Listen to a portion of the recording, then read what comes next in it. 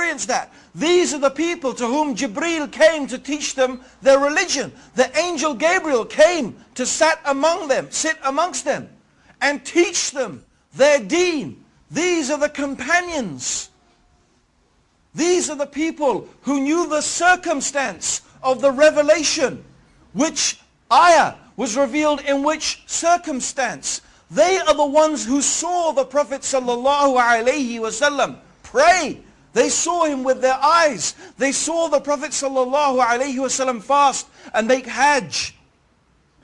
And so on and so forth. So they lived with Rasulullah sallallahu alaihi wasallam. They were his companions. They were eyewitnesses to the events. They would sit and learn directly from Rasulullah sallallahu alaihi wasallam about the deen. So who could know better about Islam than his companions? It is absolutely logical that the people who would know best about this religion are the people who studied from the messenger to whom this religion was revealed. This is from aql. This is from logic. Actually, this is also the main reason why when I first became Muslim, I could never become Shia. I could never have become a Shia. Because when I first became Muslim, in fact, at the time, the Iranian Revolution was very strong. And outside the mosque where I now work, which is the main mosque in London, the Regent's Park Mosque, the Central Mosque, every week you used to have the Shia handing out a newspaper, Al-Khayran it was called. And we used to read it avidly. And we used to follow this slogan, no East, no West, Islam is the best, and all that type of stuff. Okay? And you know, Khomeini for many people was a big hero because it seemed as if he had shown to the world that once again we could implement Islam and have an Islamic state as we thought. But so I began to study Shiism and what it was teaching and what it was saying. And the big conflict I came was the attitude of the Shia towards the Sahaba. Now many of you may know, and some of you may not, that the Shia, first of all, they are a very small minority amongst the Muslims. They are only 15%. 85% of Muslims are Sunnis. Walhamdulillah. The Shia only constitute about 15%. So they are a small minority. However, their claim is, amongst the many things that they say, is that the majority of the companions of the Prophet apostatized from Islam after the death of Rasulullah sallallahu alaihi wasallam.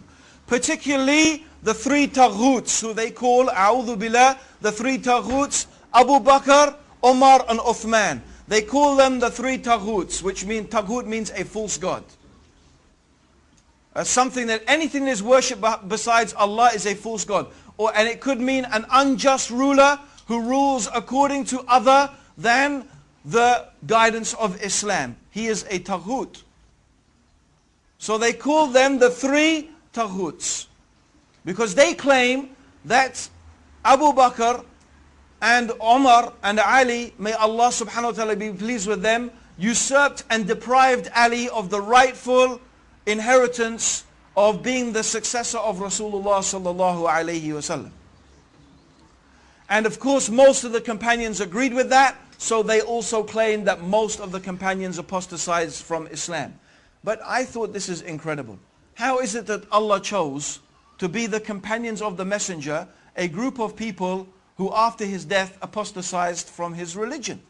And these are the people who spent all of their life with Rasulullah sallallahu alaihi wasallam.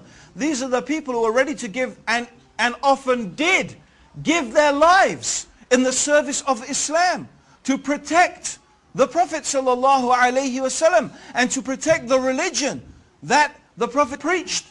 How they sacrificed their money and their time and everything for the cause of Allah and His religion. Yet when the messenger dies, they apostatized. It doesn't make any sense. It's illogical. It seems to be a totally irrational proposition. Rather, we believe that the companions are the best of all the human beings after the prophets.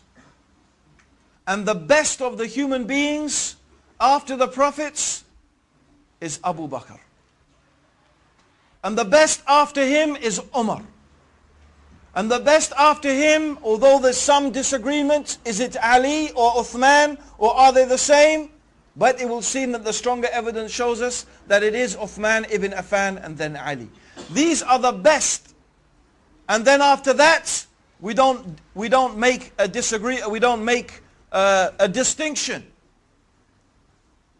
amongst the companions. But generally also the companions themselves are the best of the human beings after the messengers. This is the status of the Sahaba with us.